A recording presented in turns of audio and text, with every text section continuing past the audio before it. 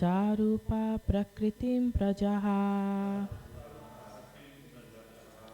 Vilokya mumuhe sadhya Sa iha jnana guhaya Gunair vichitra srijatim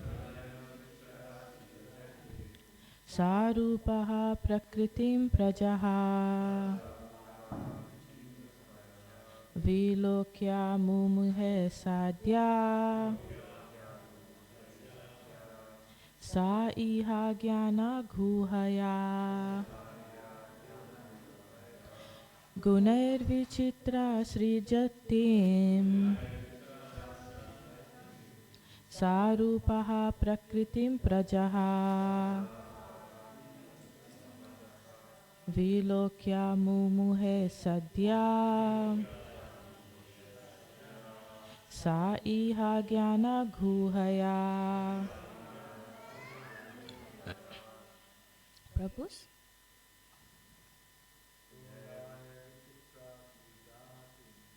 Gunair vichitra srijatim Sarupa prakritim prajaha Vilokya mumuhe sadhya Sa iha jnana guhaya Gunair vichitra srijatim Sarupa prakritim prajaha Vilokya mumuhe sadhya Sa iha jnana guhaya.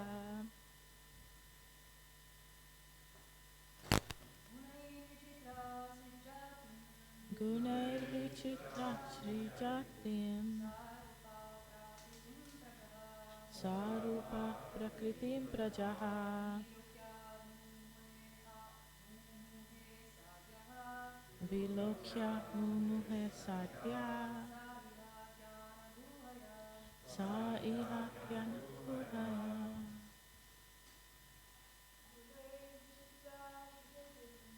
Gunair vichitra srijatim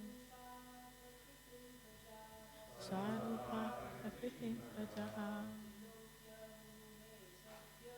Vilokya mumuhe sadhya Sa iha jnana guhaya. Gunaihe by the threefold modes. Vichitraha variegated. Srijatim creating. Sarupaha with forms.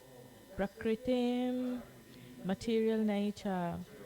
Prajaha living entities. Vilokya having seen. Mumuhe was illusioned. Sadhyaha at once. Saha the living entity. Iha in this world. Jnana guhaya by the knowledge covering feature. Translation and purport by Srila Prabhupada. Srila Prabhupada ki jai.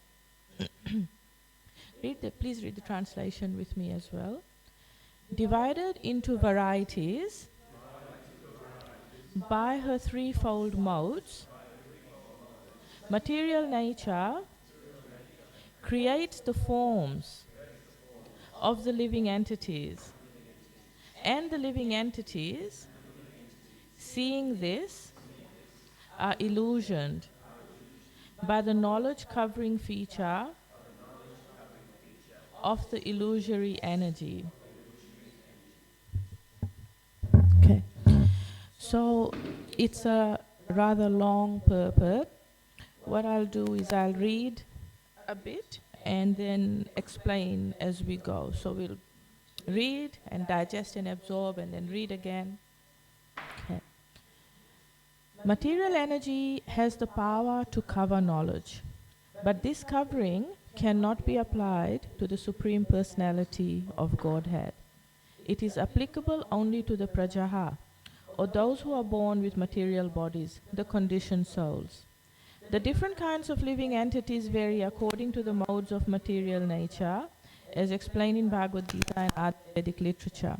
In Bhagavad Gita, chapter 7, verse 12, it is very nicely explained that although the modes of goodness, passion, and ignorance are born of the Supreme Personality of Godhead, he is not subject to them.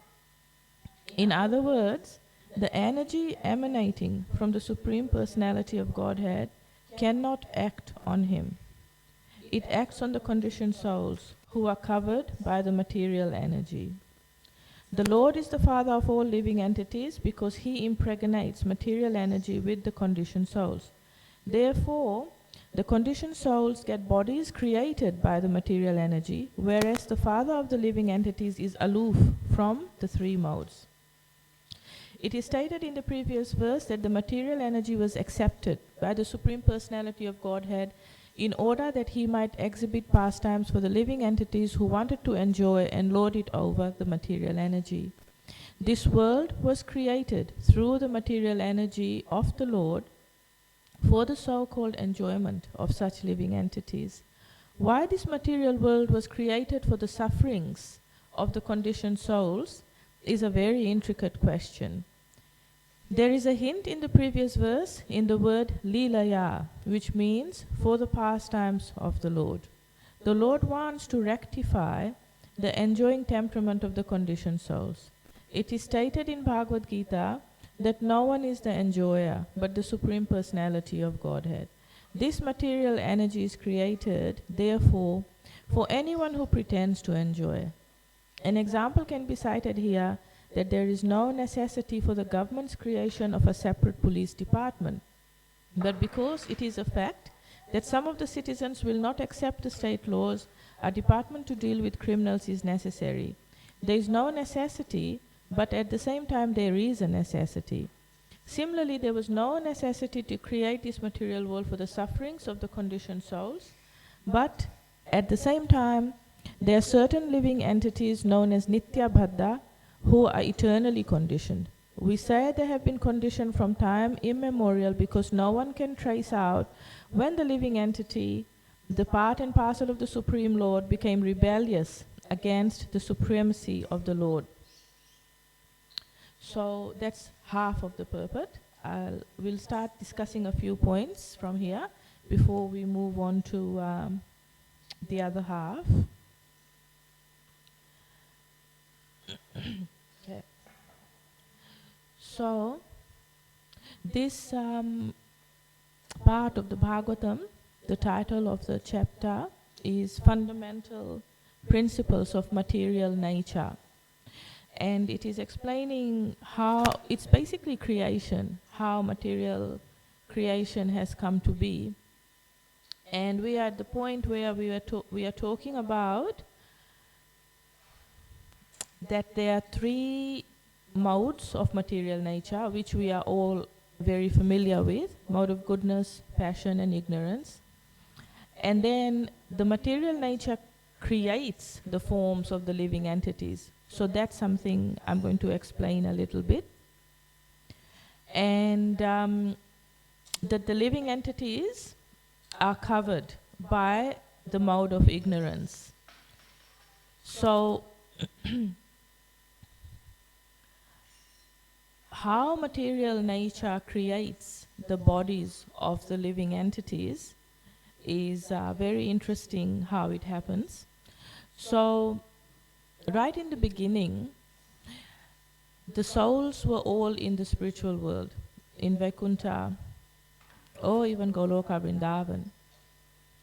And it's said that for a few reasons, the souls came to the material world. And these reasons were the desire to enjoy separate from Krishna, which is called lust. The other is that we became envious of Krishna and wanted to enjoy separately from him. We wanted to be served rather than serve. So these are the main reasons the material world was created for the living entities to be able to go and do these things without Krishna's direct presence. And in the material world, there are the three modes, material nature, which comprises of the three modes. So one of the modes is the mode of ignorance. And although the soul is Satchidananda, the soul is eternal, it's full of bliss, and it's full of knowledge. That's the soul. And that's all of us. We are the soul. Despite having these intrinsic qualities, intrinsic means it can't be taken away from the soul, Satchidananda, full of eternity and bliss and knowledge, despite being souls, when we come into the material world, what happens is that we get covered by the different modes. The soul gets covered. And it's only because of the size. Because the soul is 1/10,000 the tip of a hair. It's very small. So our souls, because we are so tiny, can get covered by material nature quite easily and quickly. So whereas with Krishna, he created material energy. At the same time, he's aloof from it. And he doesn't get affected. He doesn't get covered over by these three modes at all. So that's one very important thing to understand, that Krishna is never under the three modes of material nature. The other thing to talk about is how the living entities get their bodies. And it's very interesting. So what happens is that depending on, so right in the beginning, when we descend from the spiritual realm to the material realm, the type of body we get, like whether it's human or animal, it depends on the degree of lust we have. So the degree to which we want to enjoy separate from Krishna, the degree to which we are envious, determines what type of body we'll get. Whether it's going to be like something that's really, really ignorant, or whether it's going to be something that has some intelligence. So if we're a little bit envious, not too much envious, then we can get the bodies of a lion, or a monkey, or a cow, or a human being. Like, then we get the higher forms of life. So immediately we are placed into these different species. And also there is also the fact that all of us at some point in time have rotated through the lowest to the highest species as well. Depending on, now this is where it changes. So depending on the state of consciousness one has in the material world at the time of death is what determines the next body. But right in the beginning, when we came from the spiritual world, it was the degree of envy and the degree of lust that determines which body type we get. And the other interesting thing is that this body is not actually belonging to us in one sense. It belongs to Mother Material Nature. It belongs to Mother Durga. Because she is the one who created these bodies. She is the one who gave us these bodies. And then creation also, like one reason Krishna is aloof from all of this is because he uses his glands to impregnate material nature. Now, impregnation in this world happens when a male and a female join together in conjugal act. And for the purpose of material creation, Lord Shiva is the glands, Shambhu. He is the glands of Krishna. And with these glands, with Shambhu, This is how Lord Krishna impregnates material energy with all the living entities. So this is how Mother Material Nature, Kali or Durga, has given us our bodies. So in one sense, we can say that nothing belongs to us, not even these bodies. So then when we are in this material world and we are coming from the lower species, from each species we are transmigrating into the higher species and higher species until we get to a lion, a cow, or a monkey. Yeah, it is monkey, isn't it? Then from those three species we come into the human form of life. So from a cow, like, we come into the mode of goodness. From a monkey, we come into the mode of passion. And from a, what was the other one?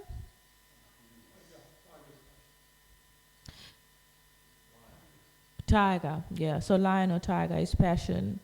And then ignorance. Anyway, so from different species, we come, from these three, we come to the human form of life.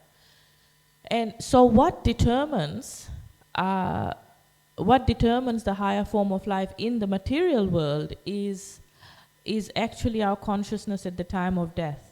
And ultimately, that is also going to be the determining factor to get us out of the material world back to the spiritual world.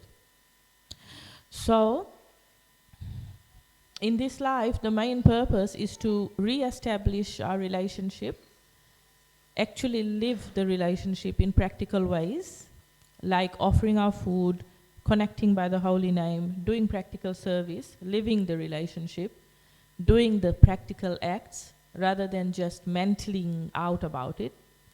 And that is what re-establishes the relationship. And then that is what determines the consciousness at the time of death. Because artificially it cannot come about that all our lives we are doing something else and really busy spending our time doing other things, and then at the time of death all of a sudden we can remember Krishna. It doesn't really happen like that so conveniently. We have to practice it throughout our lives so that it comes naturally and easily at the time of death, because as we know, during death there is a lot of suffering. It's one of the 4 miseries of this material world. So okay, the other thing to talk about from these first 2 paragraphs is that why this material world was created. So it said that firstly, maybe there was no reason to create it, but then actually there is a reason to create it. And so the example given is that just like there was a prison created, just like in this world we have prisons. So in one sense, it's not necessary to have a prison, but in another it is. So how to understand it is that there are criminals in the world, and to get them punished, there are the prisons and the judicial system. So in one sense, even if there were no prisons, because of the rules and the laws of material energy, they would still get punished. For example, if somebody does a crime, like maybe murders somebody, and in this life, somehow or the other, they have managed to escape punishment. I mean, if they've been caught and put into prison and they've paid for their crime by their punishment, that's well and good. But if they've somehow managed to escape, then they cannot really escape, because in the next life or in some life, there is going to be the rules of material nature, which is going to get them, and then they'll have to pay for that. So in one way, having the prison system is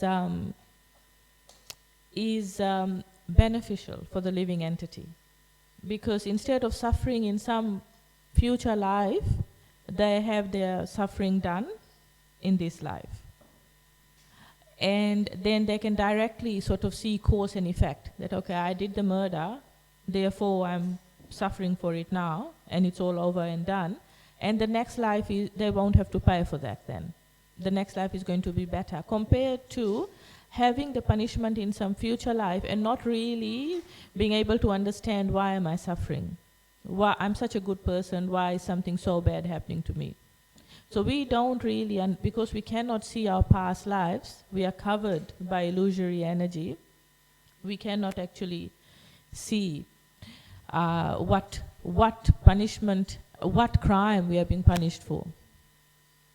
So this is the reason the prison exists. And also, another point here is that why the example of the prison is used is because the material world is actually like a prison. If we hadn't known that, that is a harsh fact that we should know. It's like a really comfortable prison in one way. Like, it's got a good toilet, it's got good cushions, good bedding, Some prisons don't have any of that. But like the material world is very bewitching and very comfortable in one way. But then ultimately, if we really look closer, and some of us learn this by experience, and some of us learn it by reading and hearing, and by seeing other people's experiences. And those are the kind of people who are called intelligent, the people who can just look at other experiences and learn from it rather than having to go through it themselves. So by negative experiences in this world, we begin to understand that actually for every action there is a reaction. There's going to be suffering. If there's happiness, there's going to be suffering. It's going to follow like the seasons follow. It's going to follow like a wave comes on the beach and just there's a wave that keeps coming. So there's going to be, it's a prison. It's meant to reform us. And the reformation that it's meant to do is that it's meant to make us see that we are not of this world, that we are actually of a different world altogether, and in that world, in the spiritual world, there is no suffering. And that how are we? So then when we realize that, then we need to try to get out of it. And then how we get out of it is by our spiritual lives. And that really is the only way out. The other point to say from these first two paragraphs is Nitya Baddha. So there are certain living entities known as Nitya Baddha who are eternally conditioned or eternally bad. So this is a very heavy thing to think that, oh my goodness, there are souls that are eternally bad, like they're always bad. How can that be? Like that means they're never gonna, go back to Godhead sort of thing. But actually what it is that why the word Nitya Baddha, Nitya means eternal, Baddha means bad. Why, or bound, like Nitya Siddha means eternally liberated or eternally good. So how it is so, why it is so, is that it just means that these souls, they have been so intricately bound with karma and karma reactions for such a long time that it's impossible to trace out when it started. That's all it means. It does not mean that they don't have a chance. They do have a chance. So when we come to this material world, we all have free will. And Krishna does not interfere with free will. He allows us, he has given that to us, he allows us to keep that and use that. We have to use our intelligence to make the right choices in certain things. And with this free will, these eternally conditioned souls, by the dint of spiritual practice and devotional services, can certainly go back to Godhead. So it is not a life sentence. It is not an eternal sentence to burn in hell forever. It's actually, this material world is a chance that this soul can make the right choices by their free will and go back to the spiritual world. Okay, let's read the last two paragraphs. it is a fact that there are two classes of men, those who are obedient to the laws of the Supreme Lord and those who are atheists or agnostics, who do not accept the existence of God and who want to create their own laws. They want to establish that everyone can create his own laws or his own religious path. Without tracing out the beginning of existence of these two classes, we can take it for granted that some of the living entities revolted against the laws of the Lord. Such entities are called conditioned souls, for they are conditioned by the three modes of material nature. Therefore the words gunair vichitraha are used here. In this material world there are 8,400,000 species of life. As spirit souls, they are all transcendental to this material world. Why then do they exhibit themselves in different stages of life? The answer is given here. They are under the spell of the three modes of material nature. Because they were created by material energy, their bodies are made of the material elements. Covered by the material body, the spiritual identity is lost, and therefore the word mu-muhe is used here, indicating that they have forgotten their own spiritual identity. This forgetfulness of spiritual identity is present in the jivas or souls who are conditioned, being subject to the energy of material nature. Jnana guhaya is another word used. Guha means covering. Because the knowledge of the minute conditioned souls is covered, they are exhibited in so many species of life. It is said in the Srimad Bhagavatam 7th chapter 1st canto, the living entities are illusioned by the material energy. In the Vedas it is also stated that the living entities, that the eternal living entities are covered by different modes and that they are called tricolored, red, white and blue. Living entities. Red is the representation of the mode of passion, white is the representation of the mode of goodness, and blue is the representation of the mode of ignorance. These modes of material nature belong to the material energy, and therefore the living entities under these different modes of material nature have different kinds of material bodies.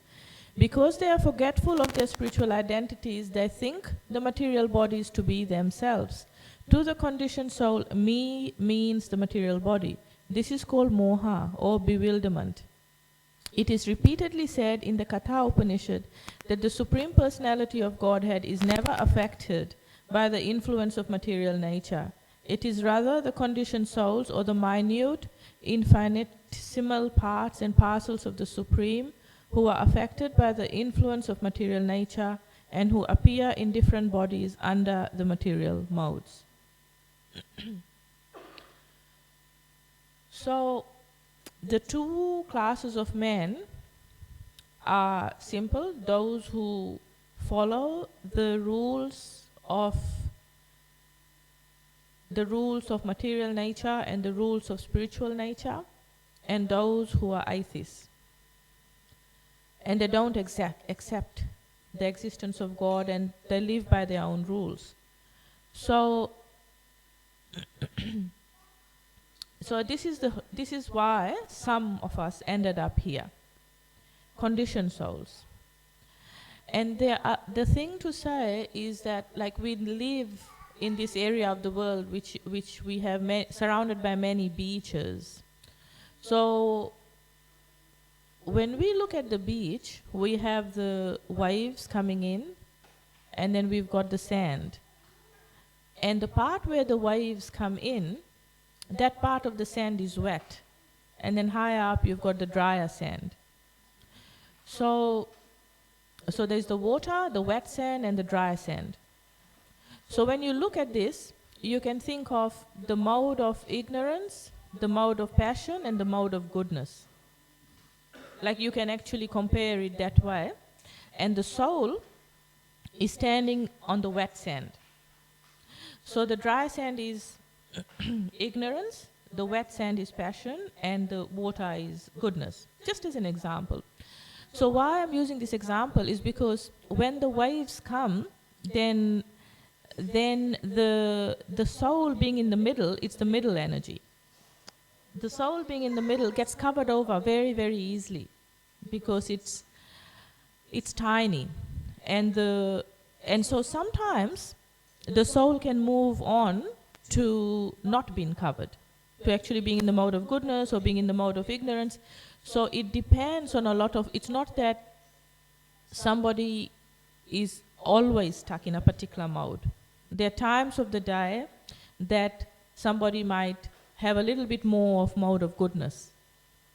It's times of the day when they might have a bit more of mode of ignorance. So we kind of float around through the different modes throughout the day.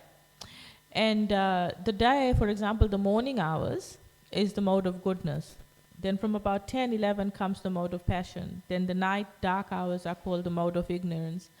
And food is also in 3 different modes. Clothes are also, people, everything in this material world are classed into these 3 different modes. And we know that the Brahma Muhurat hours, 1.5 hours before sunrise, is the mode of pure goodness. So that's where anything done has so much more benefit in rising early. That's why rising early to fix our mindsets and be ready for the day in these in the pure goodness hours is really important. So the living entity, the soul, us, because we are so tiny, we are prone to get covered up. And the interesting thing is that no matter how long we've been a practicing devotee for, no matter how strong somebody has been as a devotee, we are still subject to fall down. We are still subject to temptation. We are still subject to be able to be captured by the lower modes at any time.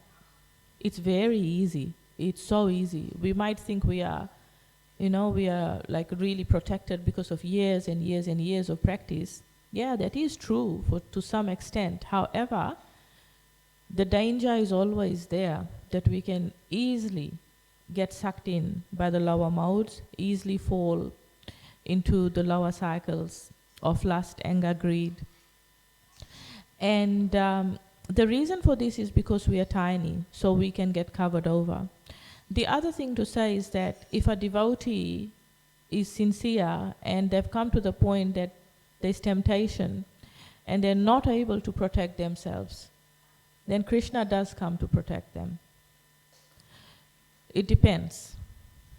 The other thing to say there is there's a lot that needs to be done in that space, which is to protect ourselves, to not put ourselves in such a situation that we may fall prey. For example, if somebody likes alcohol and is trying to recover from that, then to not put oneself in such a situation, like not go to a pub, not to hang around with people who actually drink. So practical steps. And also emotionally to have somebody that we can actually talk to and reveal our minds to confidentially so that we can get assistance and feel strong from inside. So there are practical steps that needs to be done.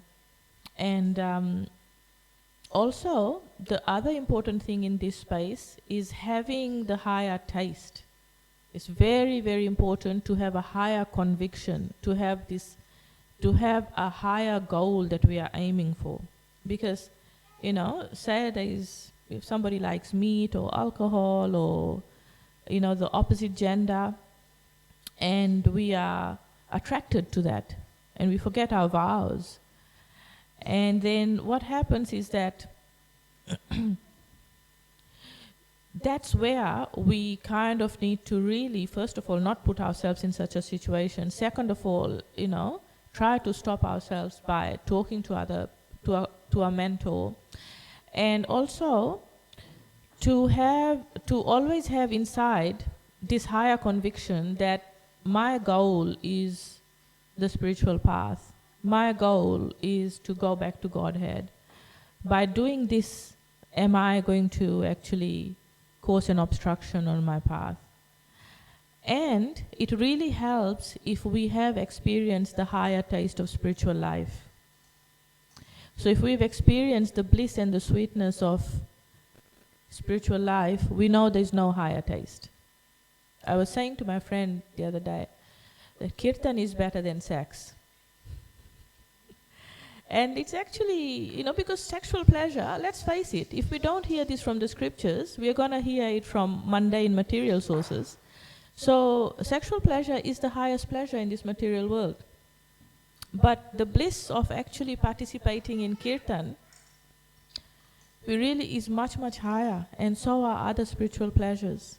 So we actually need to appreciate and enjoy these spiritual pleasures, and getting the higher taste actually stops us, because we have that higher goal. So it stops us from falling prey to our base nature. And the other thing to say is, so Keshava Swami, he always says this. He says, write this down and stick it on your fridge so you don't forget. He says, you should write down that I should not compromise my principles for what feels good in the moment rather than for what I want most. So what I want most should not be compromised for what feels good in the moment. So really high philosophy, difficult to live, but easy to live if we put practical steps in place. And it's like I'm bringing up teenagers, and it's practical. We actually need to talk about these things, because there's nothing like a child or a teenager confronting you and asking you these questions, and you have to give them the practical things in life, how to, let alone teenagers, like I was saying. For ourselves, as we go through life, we might think, oh, I've been practicing this for 20 years, I'm immune. It's not so. Any of us can actually succumb at any time. So Prabhupada said this, that the problem with devotees is that they are not sufficiently scared of Maya. That Maya is there, and the problem with devotees is they're not sufficiently scared. So some points to think about in that space. And and the last thing to say, I guess, is that we are eternal spiritual souls. We never die. Our soul, we are full of eternity and knowledge and bliss. However, this knowledge that we have is covered over.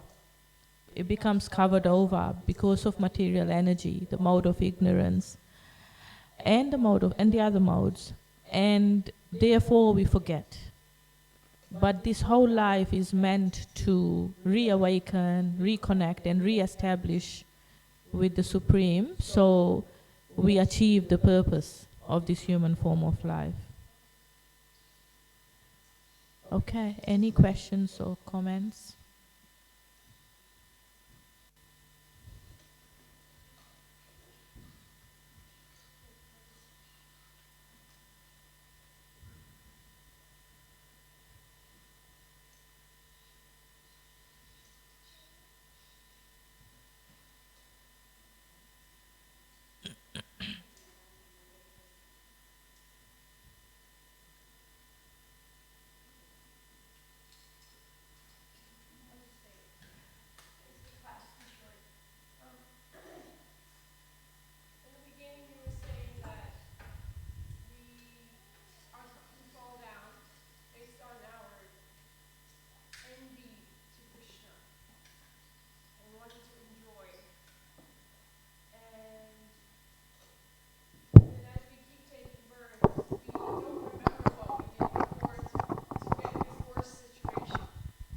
Better situation. So it kind of feels like an unwinnable situation, therefore nitya baddha. But it doesn't put Krishna in the greatest light either. How dare you try to enjoy without me? Forever stay bound here. So can you please help me? Sure. Yes, that's right, because Krishna is all loving and all kind, and how can he be so cruel to put us in this state? yeah, it's a difficult one, and even the point of how can the living entity fall from Vaikuntha or Goloka Vrindavan? Because other places in the scriptures it said, once you go there, you never come down. So difficult things, but Krishna as our Supreme Father, He wants us back more than we want to go back. And and the fact that this world is here, it's to purify us, reform us, make us understand that we are not really of the nature of this world. We are not material, we are spiritual. So there is the opportunity, there is every opportunity for us to understand that. And like I was saying to my friend the other day also, that you know, Krishna calls us. He calls us by name. He wants us back. And then he uses his flute as well to call us. And then he uses his bugle. And then when we don't listen to all of that, like when we don't listen to the gentle things, then he brings out the stick. And then we start getting the punishments. Then material nature, he puts us directly under material nature, and then material nature gives us the punishment. For every action, there's a reaction. And then by the suffering, what we are supposed to learn is that, no, there's something better there. There's something different that I should be doing. And these are the lessons we are meant to learn. The main thing we are meant to learn is, like Lord Chaitanya says, to be humble and to be tolerant. And the humility is the thing that is, I'm not the enjoyer, Krishna is the enjoyer. And everything is meant for his pleasure. And the tolerance part is, I'm in this world, there's going to be one test after another, it's going to keep coming. But if I tolerate these tests with grace and dignity and the right mentality, then it said the spiritual kingdom is his to own. So the fact that Krishna seems to be greedy and wanting all the enjoyment is, it does look like that. However, what we need to really understand in that space is that when we serve Krishna, we get the highest bliss and we get the highest pleasure without any external endeavor, without trying anything else separately. So when we serve, you know, one of the characteristics of pure devotional service, one of them is that all material distress disappears. So when we serve purely, then the material things, the material distress, all of that goes away. We experience happiness, real happiness. And the thing is, with that happiness, there is no reaction that's going to come. Like, you know, there's like a little bit of happiness when we enjoy something in this world, but we know that, oh gosh, there's going to be a reaction for this. When is it going to come? Whereas for spiritual happiness, there is no reaction. So we know the gopis serving Krishna so unreservedly, without any expectation of any return, they experienced so much bliss and so much happiness. There's no need to actually do anything else to get pleasure. Unfortunately, because we have material senses, material bodies, like I was saying in my other class the other day, we do need to keep the senses satisfied, but we need to do it in a Krishna conscious way. That way there is no reactions.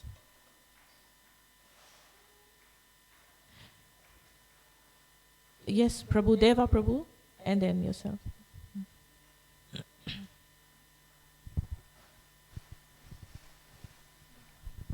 Hare Krishna. Thank you for the class. Jai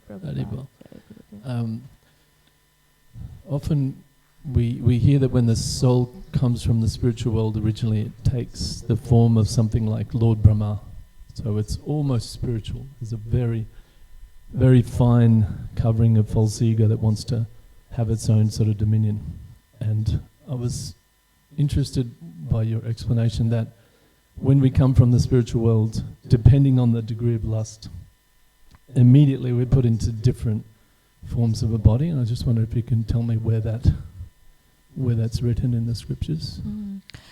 There's okay, thank you for the question, Prabhu. Early on in the Bhagavad Gita, there is in a purport, sorry I don't know the exact verse now, but it's just explained in the purport that the type of material body we get is determined by the extent of lust. In terms of being placed in the different species of life, that is a general sort of gathering of my understanding of just, so I can't pinpoint a particular verse. But also, and I was a bit unclear about this, so it's the monkeys, it's the lion or tiger, and the cow. From those three species, we jump into the human form of life. But that's something that I also need to look into in more detail. Thank you. Also, we had Kairava. Emma, sorry. Just on that point. On that point, that's at the end of the 5th canto. Okay, thank you so much. The three species. Okay, thank you very much. Hare Krishna Mata, thank you so much for class. So I often hear that in the spiritual world there is no envy. And if when we are in the spiritual world, we are not under the influence of material nature, so we are not under the influence of ignorance. So we are not in forgetfulness that Krishna is the supreme enjoyer. So how can we experience envy, and how can we want to experience, like can we want to enjoy separately from him when we know he's the supreme enjoyer? Okay, thank you for the question. So it's because Krishna is Rasa Raj. Krishna is the king of emotions. And because we have emotions, so without emotions, and free will, we cannot love. The free will is the determining factor. The free will has the full range of emotions. So, which means, and because we have free will, we can choose. By definition, it means you can choose whether you want to, it's a conscious choice, whether you want to love Krishna and serve him out of love, or whether you want to do something else. Because if we didn't have free will, then, and it was all inbuilt in us to just serve without free will, it would be servitude. It would be just blind. Krishna wants us to love him because we want to love him. Just like in this world, if you are in a partnership and your partner feels very scared of you and feels obliged to love you, that's not real love. That's kind of fear.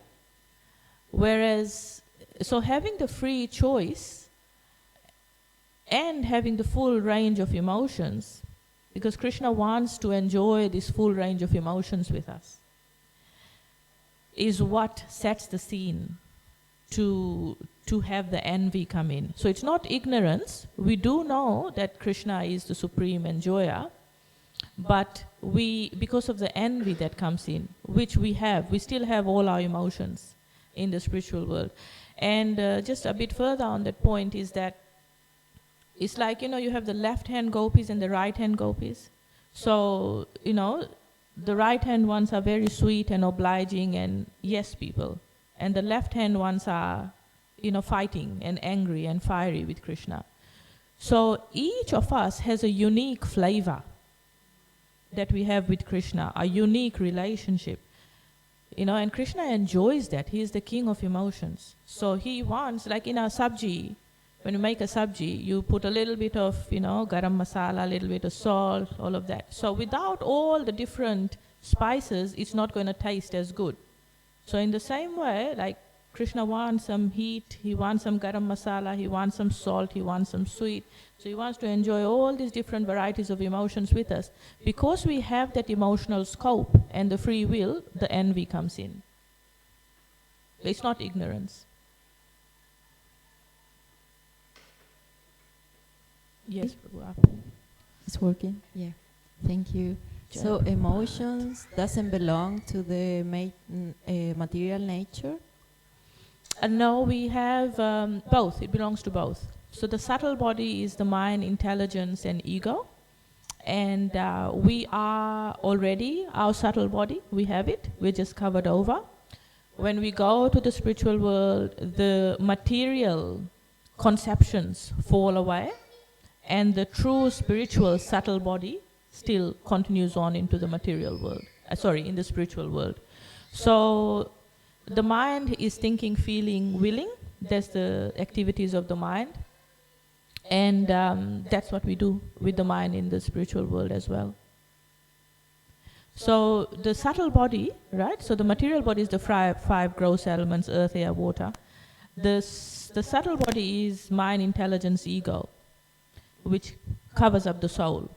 And that subtle body is impure right now because it's covered by the modes, material modes. But when we go to the spiritual world, that subtle body becomes pure and spiritual. It's the same subtle body. We are already that subtle body. We are us. We've always been us. We are the soul. And we all have an eternal position in the spiritual world. So when we go back, all these material things fall away and we realize who we are. Yes, Prabhu, your question? Hare Krishna.